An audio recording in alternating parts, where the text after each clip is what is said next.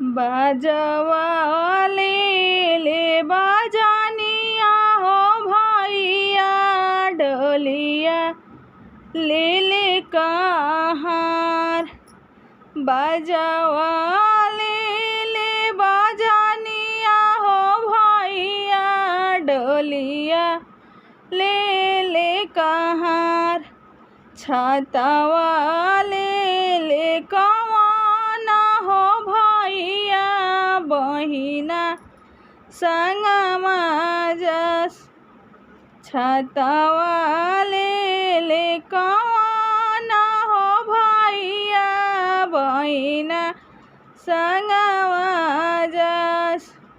एक कोसे गइली हो बहिना दूसर कोसे जस। तीसर कोसवा देखली हो बहिना भैया हमार। तीसर कोसवा देखली हो बहिना भैया हमार। फिरी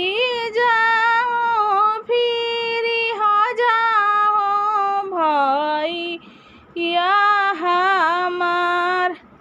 रोवत हई हे भैया हो घरवाया तोहर। रोवत हई हे घरवा हो भैया आमा तोहर।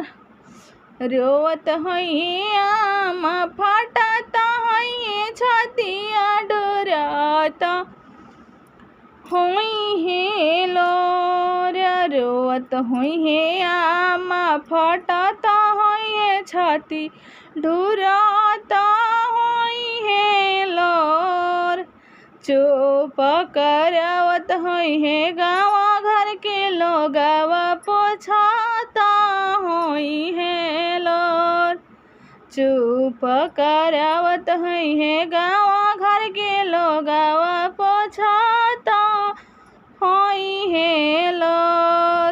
बाजवा ले बाजानिया हो भैया डोलिया लिहले कहार।